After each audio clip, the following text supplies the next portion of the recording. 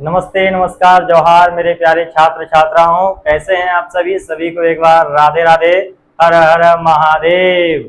तो आपका आज का जो सेशन है वो फादर टू सन चैप्टर का ही एमसीक्यू है। और जैसा कि आपको पता है कि क्वेश्चंस एमसीक्यू आ रहा है, तो आने वाले एग्जाम्स में भी एक दो दिनों में होने वाला है उसमें भी एमसीक्यू क्वेश्चन रहेगा। और ये चैप्टर कहीं ना कहीं आपके इस एग्जाम्स के लिए बहुत महत्वपूर्ण होने वाला है। तो इसी प्रक्रिया के को आगे लेके बढ़ते हुए मैंने सोचा कि क्यों ना इस कह सकते हैं कि चैप्टर का एमसीक्यू भी आपको समझा दिया जाए प्रॉपर्ली। तो स्टार्ट करते हैं। और स्टार्ट करने से पहले एक प्यारा सा शब्द आपको बोलते हैं।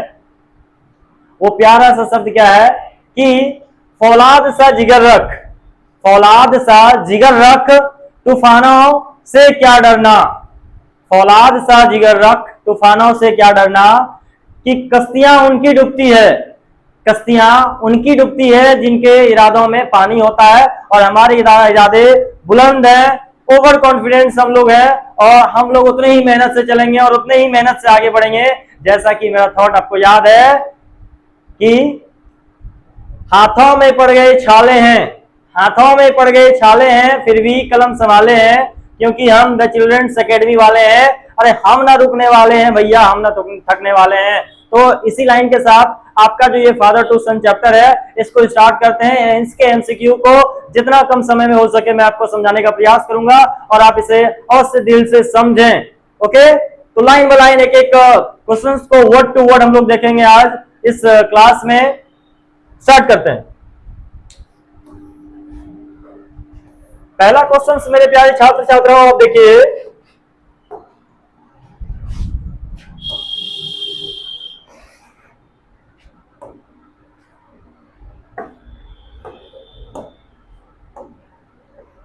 बड़ा प्यारा सा क्वेश्चन है। आपको जैसा पता है कि ये चैप्टर है फादर टू सन, चैप्टर का नाम है फादर टू सन। तो आप बताइए मुझे, इस चैप्टर को आप अगर ध्यान से पढ़े थे, यदि इसका एक्सप्लेनेशन वीडियो आप देखे थे तो आपको ये एमसीक्यू अवश्य समझ में आएगा। और यदि नहीं देखे थे तो एक बार अवश्य उस वीडियो को देख लीजिएगा, फिर उसके बाद इसमें आइएगा, आपको सब समझ में आएगा। तो पहला क्वेश्चन है, who is the poet of the poem father to son. देखिएगा, पोएम का नाम है, ये पोएम का टाइटल है। ये क्या है जी? ये पोएम का टाइटल है ना। और इस टाइटल पोएम का टाइटल है, यानी ये पोएम है। और आपके एग्जाम के लिए सारे पोएम इंपॉर्टेंट होने वाले हैं। जितने भी पोएम पढ़ाए हैं सारे का क्वेश्चन एक बार आप लोग देख लीजिएगा। एक बार फिर से हम सारे क्वेश्चंस, पोएम के सारे क्वेश्चंस को भेज देंगे ग्रुप में। एक बार आप स्टडी कर लीजिएगा ताकि आपके एग्जाम में अच्छे से अच्छा मार्क्स आ जाए। तो देखिएगा, कौन लिखा है इस फादर टू सन पोएम को? क्या ये शर्ली टॉल्सन लिखी है, क्या एलिजाबेथ जेनिंग्स लिखी है, या वाल्ट व्हिटमैन लिखे हैं, या टेड ह्यूगेस लिखे हैं? आप बताइए। अरे दुर्भाग्य का बात है कि यहाँ आंसर दे दिया है Elizabeth Jennings, Elizabeth John Jennings इसका नाम है। जैसे आपको पता होगा, हमारे जो ये पोएट हैं ये बॉस्टन के रहने वाले हैं, इंग्लैंड के बॉस्टन के रहने वाले ये पोएट हैं और बहुत ही प्रासंगिक पोएट है। तो इसका नाम है एलिजाबेथ जेनिंग्स। तो पहले क्वेश्चन का आंसर हो गया बी नंबर, पहले क्वेश्चन का आंसर बी नंबर हो गया एलिजाबेथ जेनिंग्स। नेक्स्ट क्वेश्चन में जाते हैं मेरे प्यारे छात्रों।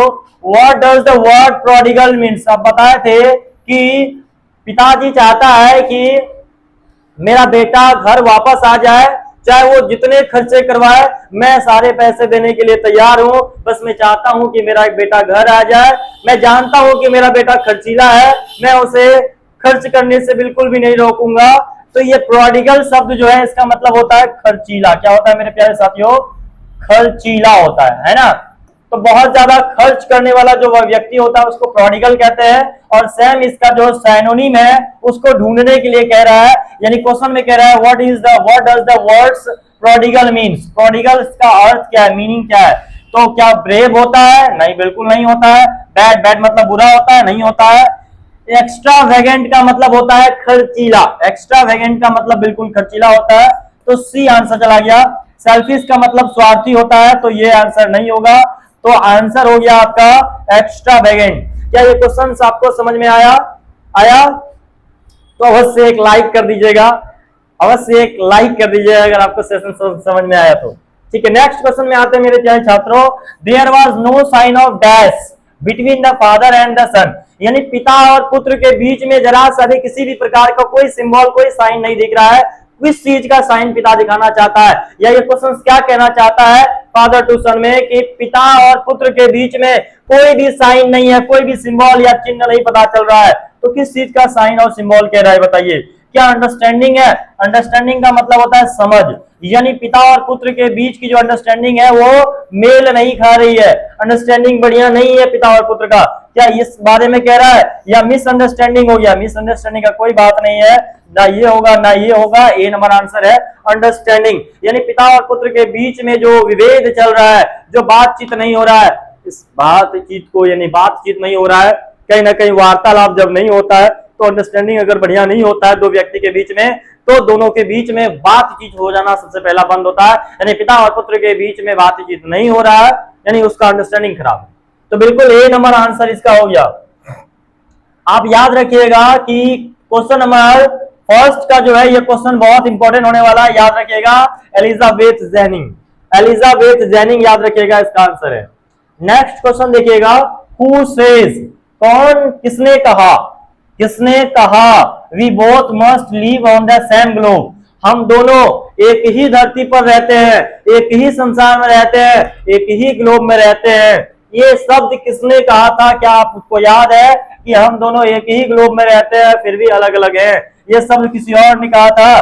क्या सन ने कहा था, या फादर ने कहा था, या दोनों ने कहा था? दोनों ने तो बिल्कुल नहीं कहा था, नॉन ऑफ दिस तो होगा नहीं। क्या सन ने कहा था या फादर ने कहा था? तो आंसर सन होगा मेरे प्यारे साथियों, सॉरी आंसर फादर होगा, आंसर फादर होगा मेरे प्यारे छात्र छात्राओं।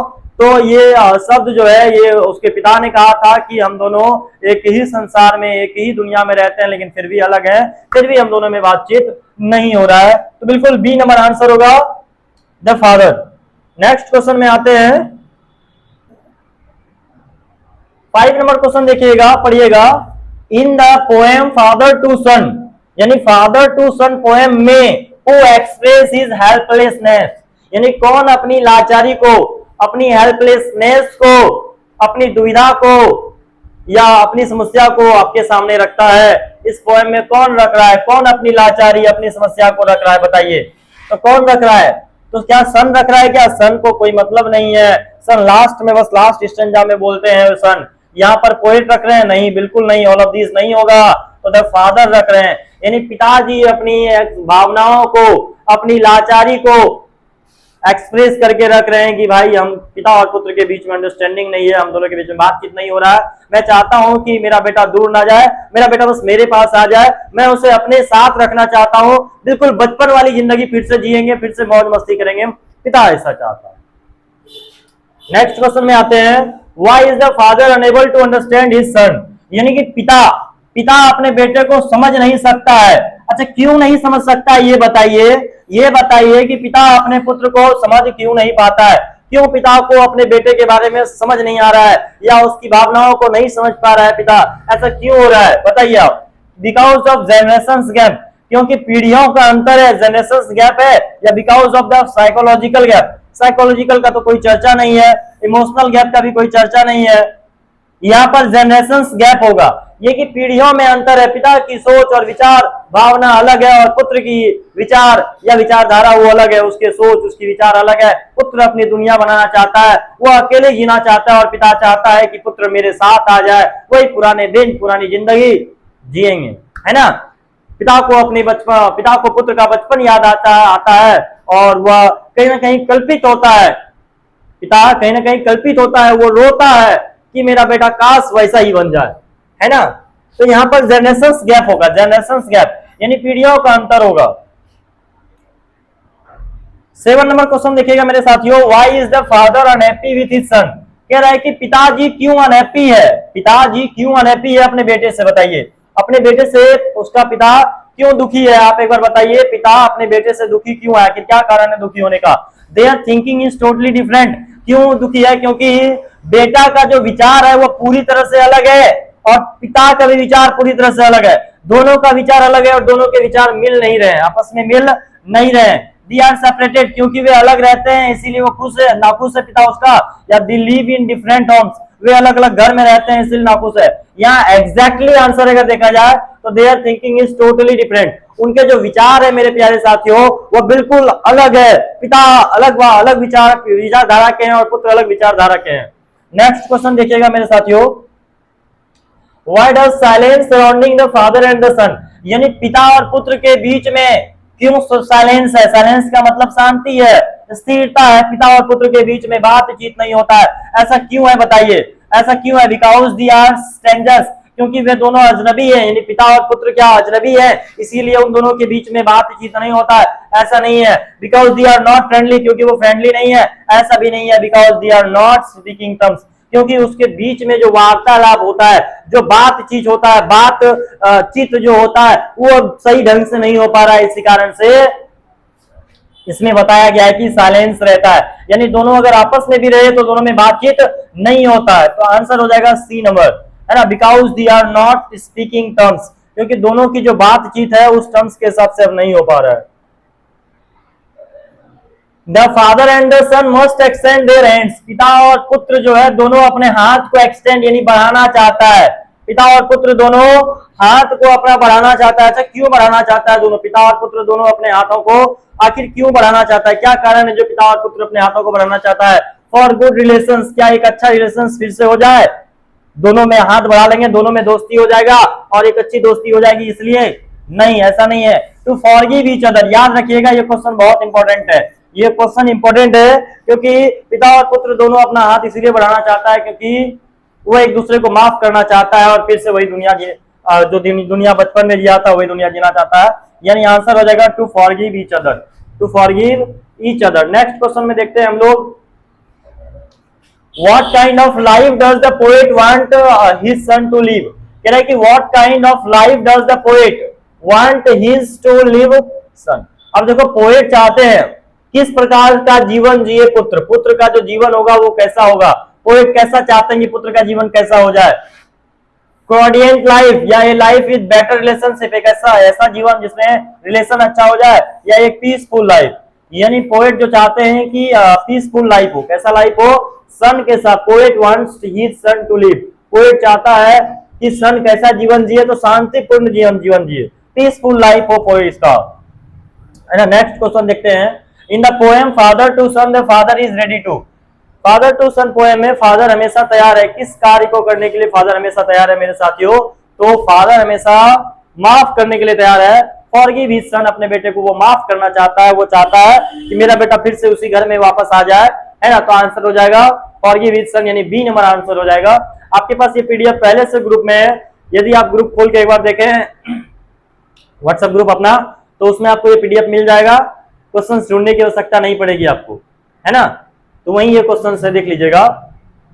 What does we speak like strangers means? कह रहा है कि हम लोग जो है एक स्ट्रेंजर्स की भांति जो है स्पीक करते हैं, बोलते हैं, इसका क्या मतलब है बताइए?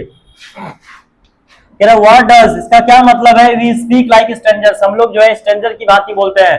There is no complete understanding between them, क्यों स्ट्रेंजर्स की बात है? क्योंकि दोनों के बीच में कंप्लीट अंडरस्टैंडिंग नहीं है, दोनों के बीच में कंप्लीट अंडरस्टैंडिंग नहीं है, पूरी तरह से समझदारी नहीं है, अंडरस्टैंडिंग दोनों के बीच में नहीं है। तो आंसर ना ये होगा, ना ये होगा, ना ये हो गया, ए नंबर आंसर हो गया इसका।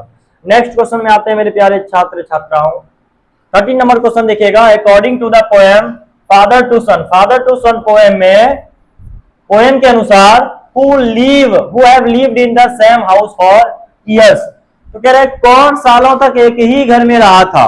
फादर टू सन पोएम में कौन सालों से एक ही घर में रहा था, सालों तक एक ही घर में रहा था? तो बताइए कौन कौन रहा था उस घर में, कौन कौन रहा था? फादर एंड द मदर, माँ की तो कोई चर्चा ही नहीं है इस चैप्टर में, उसको काट दीजिए। The father and the son, बिल्कुल हो सकता है।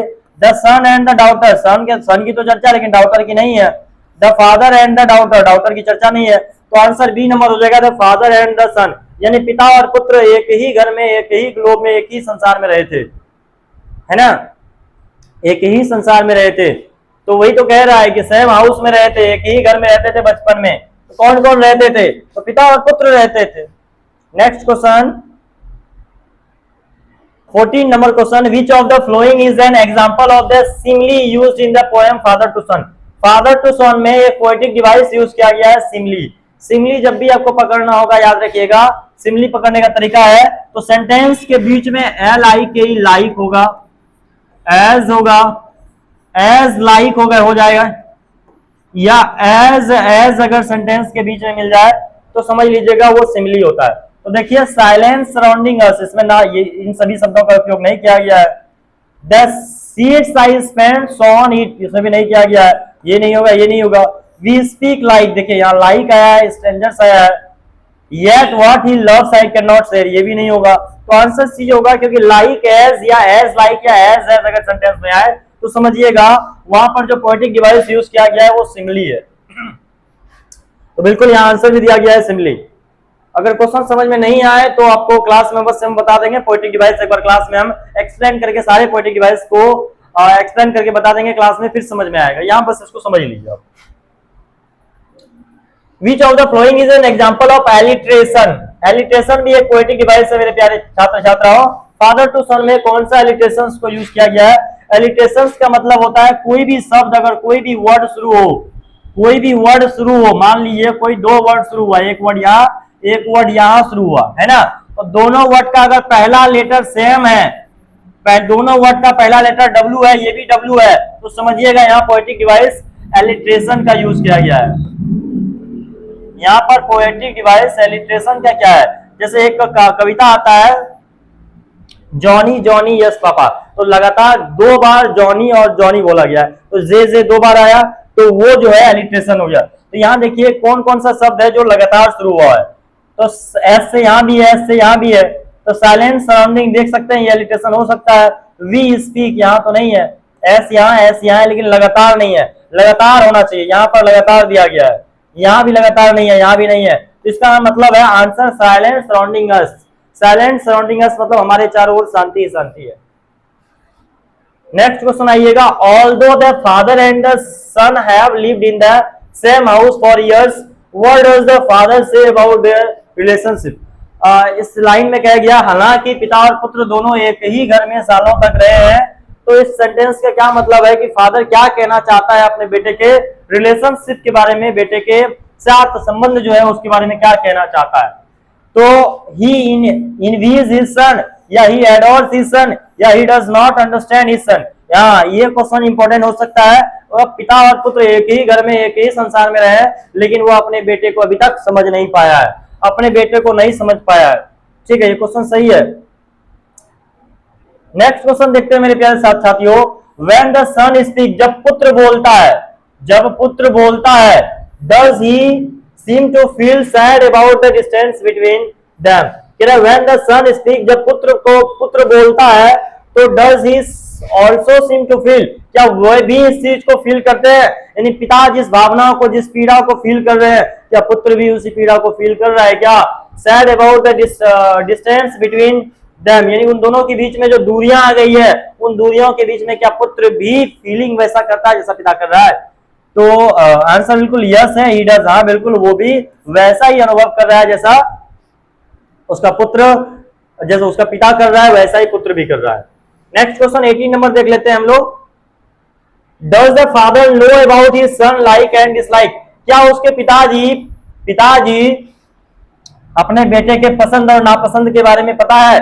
क्या उसके पिता को ये पता है कि मेरे बेटे को क्या चीज पसंद है, क्या पसंद नहीं है? क्या पिताजी को पता है? तो बिल्कुल नहीं पता है। उसको क्या खाना पसंद है, कहाँ घूमना पसंद है, क्या चाहिए, क्या उसके सपने, कुछ भी पिता को नहीं पता है उसके बारे में। तो बिल्कुल इसका आंसर होगा नहीं, नो ही डज नॉट, नहीं बिल्कुल उसको कुछ नहीं पता है। तो आंसर बिल्कुल यहाँ हो गया नहीं पता है, मे भी हो सकता है, नहीं होगा, I can not be said, वो नहीं कह सकता है।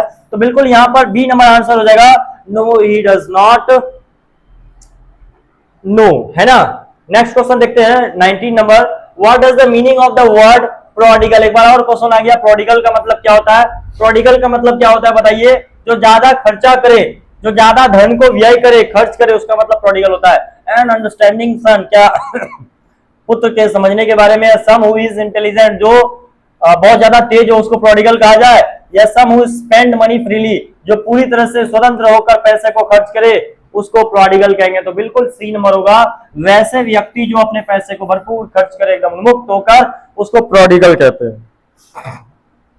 From where does the son anger arise, देखिए कह रहा है कि पुत्र को गुस्सा कब आता है, पुत्र के अंदर जो एंग्विश है वो एंगर कैसे बन जाता है, कब आता है पुत्र को गुस्सा।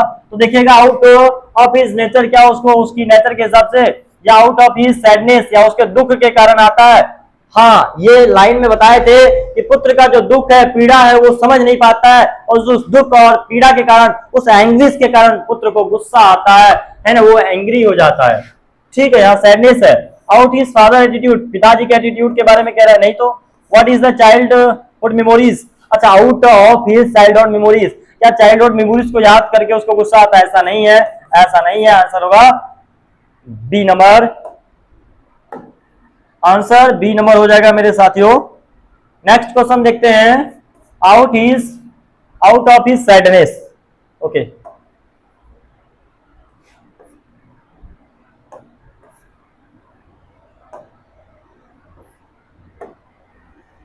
नेक्स्ट क्वेश्चन देखते हैं मेरे प्यारे साथियों। कह रहा है कि what exist between the father and the son, कह रहा है कि फादर और सन के बीच में क्या एग्जिस्ट हो गया है ना, father and son, what exist between the father and the son despite their physical closeness.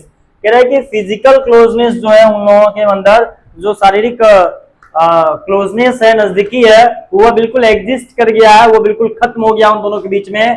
किसके बावजूद खत्म हुआ है बताइए, लव एंड फ्रेंडशिप, क्या लव और फ्रेंडशिप के बारे में चर्चा किया गया है, नहीं। अंडरस्टैंडिंग एंड ट्रस्ट, यानी विश्वास और समझ, या इमोशनल डिस्टेंस, यानी पिता और पुत्र के बीच में जो है ऐसा डिस्टेंस आ गया, इमोशनल डिस्टेंस आ गया है, यानी भावनात्मक दूरी दोनों के बीच में आ गया है, दोनों के बीच में भावनात्मक दूरी आ गया है, बिल्कुल यही बताया जा रहा है। नेक्स्ट क्वेश्चन आता है, what does the father compare his son to, पिता अपने बेटे को किस चीज से कंपेयर कर रहा है मेरे साथियों, आप बताइए, पिता अपने पुत्र को किस चीज से कंपेयर कर रहा है, यानी तुलना किस चीज से कर रहा है, क्या फ्लावर से कर रहा है, सीड से कर रहा है, ट्री से कर रहा है, या बर्ड से कर रहा है।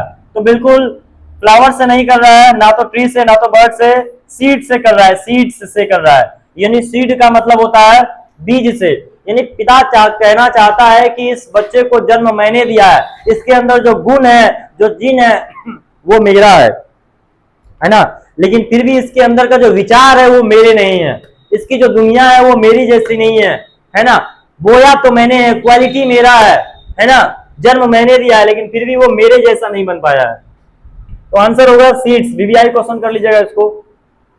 नेक्स्ट क्वेश्चन है, what does the father wish to rebuild with his son, father चाहता है, फादर की इच्छा है कि पुत्र के साथ जो है फिर से वो संबंध रिबिल्ड कर ले, पुरानी जैसी हो जाए। तो कैसी संबंध, किस प्रकार का रिबिल्ड के बारे में इस पोएम में चर्चा किया गया है, बताइए मुझे। क्या हिज सन्स कैरियर, क्या उसके पुत्र के कैरियर के बारे में चर्चा किया गया है, या देयर ब्रोकन रिलेशनशिप, या उन दोनों के बीच के जो रिश्ते टूटे फूटे हैं उसको जोड़ने का प्रयास किया गया है, उसको रिबिल्ड करने का प्रयास किया गया है, या देयर ओल्ड हाउस, उसके पुराने घरों को रिबिल्ड करने का चर्चा है, या द फाइनेंशियल कंडीशन, घर की आर्थिक स्थिति, आर्थिक तंगी को रिबिल्ड करना है। तो बिल्कुल आंसर बी नंबर हो जाएगा। उन दोनों के बीच के जो रिश्ते हैं, जो दोनों के बीच के रिश्ते में जो खटास आ गया है, उस खटास को दूर करके दोनों में मिठास लाना चाहते हैं, है ना। 24 नंबर क्वेश्चन देखते हैं मेरे प्यारे साथियों।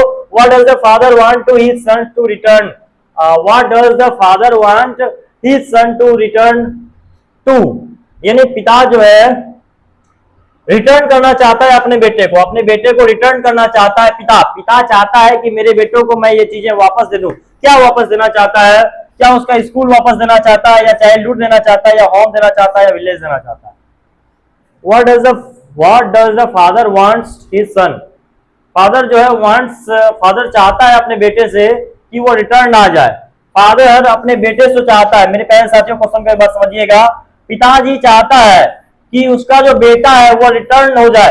कहाँ रिटर्न होगा आप बताइए, क्या वो स्कूल रिटर्न होके आएगा, क्या वो बच्चा फिर से वो बच्चा बन जाए, या फिर वो अपना घर आए। तो बिल्कुल वो अपना घर वापस लाना चाहता है, यानी पिता चाहता है कि उसका बेटा फिर से वापस उस घर में आ जाए, फिर से उस घर में पिता और पुत्र दोनों साथ में रहे मेरे साथियों। नेक्स्ट क्वेश्चन देखते हैं, नेक्स्ट आखिरी क्वेश्चन है। 25 क्वेश्चंस बहुत हो गया इसमें, है ना।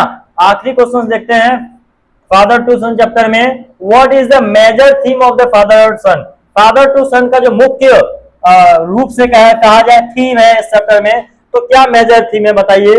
द ब्यूटी ऑफ नेचर, यानी नेचर की ब्यूटी के बारे में बताया गया, प्रकृति की सुंदरता के बारे में बताया गया नहीं, प्रकृति की सुंदरता के बारे में एक चैप्टर आपको पढ़ाएंगे क्लास 12th में, ये think of beauty, John Keats के द्वारा लिखा हुआ ये पोएम है, बड़ा ही मजेदार पोएम है, आप पढ़िएगा। इसके बारे में यहाँ चर्चा नहीं किया गया है। The generations gap and lack of communication, बिल्कुल ये हो सकता है, जनरेशंस गैप यानी पीढ़ियों का अंतर है, दोनों में एक अंतर है जनरेशंस का, और दोनों में कम्युनिकेशंस की कमी है, संवाद की कमी है। लैक का मतलब होता है कमी, है ना, और किसकी, तो कम्युनिकेशंस, बात विचार संवाद, बातचीत नहीं हो पा रहा है, इसकी कमी है, और जनरेशंस गैप है। तो बिल्कुल इतना क्वेश्चन होने के बाद जो है आपका ये चैप्टर का जो एमसीक्यू है वो समाप्त होता है, और इसको पूरा देख लीजिएगा, समझ लीजिएगा एग्जाम में जाने से पहले, क्योंकि एग्जाम के लिए बहुत ही महत्वपूर्ण होने वाला है। और सिर्फ ये वाला पोएम नहीं, जितना भी पोएम आपको पढ़ाया गया है उस पोएम को एक बार देख लीजिएगा, एक्सप्लेनेशन उसका समझ लीजिएगा, सारे क्वेश्चंस को देख लीजिएगा, और उसके बाद जाइएगा। पोएम बहुत इंपॉर्टेंट होता है, और याद रखिएगा आपको तैयार हॉर्नबिल को करके जाना है, आपको तैयार हॉर्नबिल बुक को करके जाना है पूरी तरह से, है ना, उससे क्वेश्चंस बहुत सारा आने वाला है। यहाँ पर आपके साथ आपको पीडीएफ के साथ जो है कुछ वर्ड्स दे दिया गया है जो बेहद महत्वपूर्ण वर्ड्स है। देखिए, प्रोडिकल का मतलब खर्चे होता है, अंडरस्टैंडिंग का मतलब समझ होता है, जो जो इंपॉर्टेंट है, कम्युनिकेशंस का मतलब संवाद या बातचीत होता है। रिकॉन्सिल शब्द याद रखें, या मेल मिलाप करना चाहता है पुत्र, पुत्र चाहता है मेल मिलाप करें, पुत्र चाहता है मेल मिलाप करें, है ना।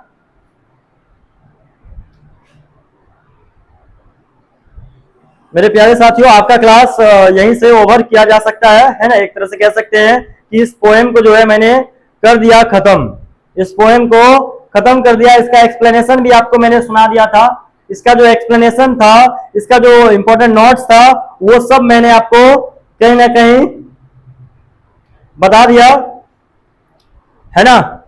और अब आपको जो है इसको तैयार खुद करना है।